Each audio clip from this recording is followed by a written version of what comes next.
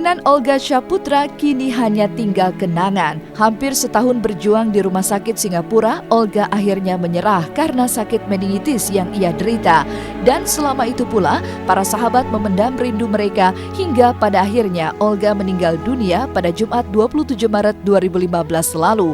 Pihak manajemen yang dengan tegas melarang Olga untuk dibesuk membuat banyak sahabat tak bisa melihat almarhum selama hampir setahun menjalani perawatan di rumah sakit Singapura. Dan tak sedikit yang nekat terbang ke negeri Singa untuk melihat kondisi Olga. Jessica Iskandar, Kartika Putri, dan Eli Sugigi hanya segelintirnya. Namun apa boleh dikata mereka harus kembali dengan tangan hampa.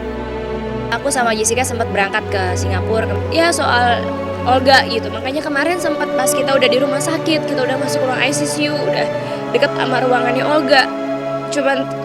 Cuman tinggal buka pintu sama hordengnya doang gitu, kita nggak bisa masuk tuh. Di situ kayak sedih banget gitu karena niatnya emang cuman mau ketemu aja gitu. Terus sampai akhirnya ketika udah nggak ketemu, kita ngomong aja di depan rumah sakit bahwa Olga kita udah datang nih, kita tahu Olga tahu kita di sini. Meskipun nggak ketemu, kita minta Olga udah henung di rumah sakitnya, pulang kumpul lagi, sehat lagi. Rindu yang begitu besar membuat banyak sahabat dimimpikan almarhum Olga. Raffi Ahmad mendapat mimpi seminggu sebelum Olga tutup usia. Selain itu, Kartika Putri juga mendapat mimpi berkali-kali dengan almarhum. Begitu pula Indra Bekti yang sampai 8 kali bermimpi bersama sahabatnya itu. Bahkan dalam mimpi, Olga mempertanyakan mengapa Bekti tak membesuknya di Singapura. Inilah yang kemudian meninggalkan kekecewaan mendalam di hatinya. Mungkin ya, karena aku dimimpiin sampai 8 kali gitu. Aku dimimpiin, pertama dia mimpi, kok lo nggak nengok gue gitu.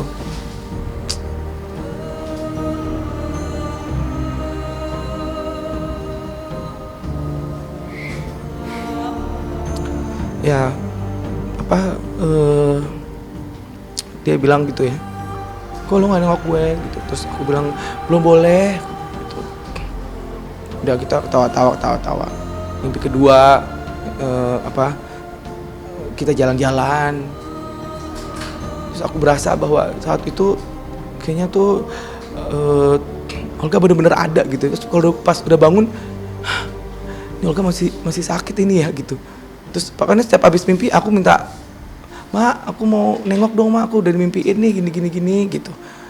"Ya nunggu ya, Nak," katanya.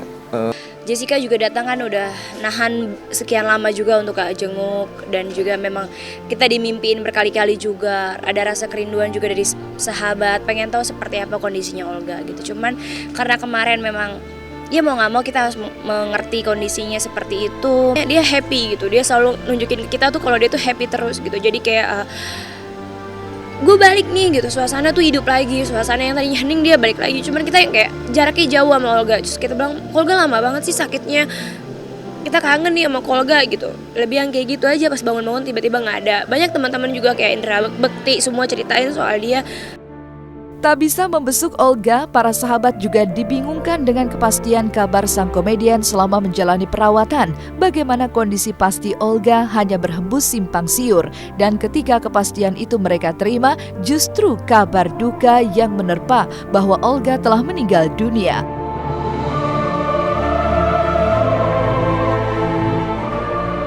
Apa boleh dikata, para sahabat hanya bisa melihat jasad Olga ketika dibawa ke Indonesia.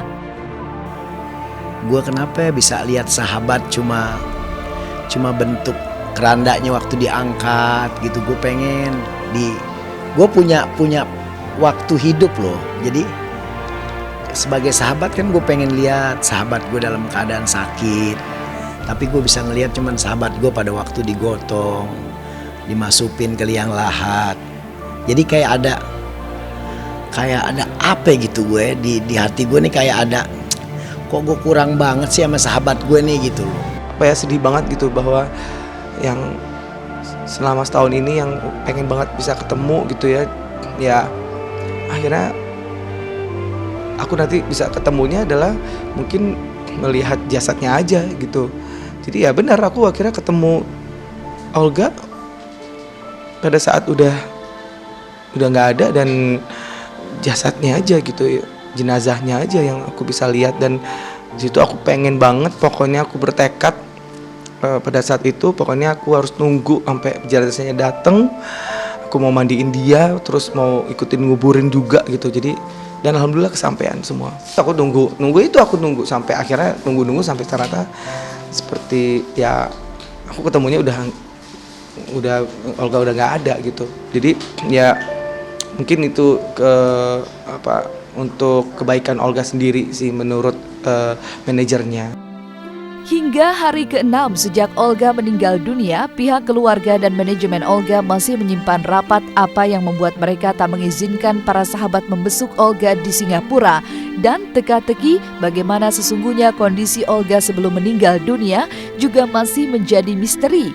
Rencananya, Mbak Vera selaku manajer Olga dan keluarga yang diwakili Billy Syahputra mengaku akan membeberkan semua yang selama ini dipertanyakan publik di hari ke-7 pasca Olga tutup usia.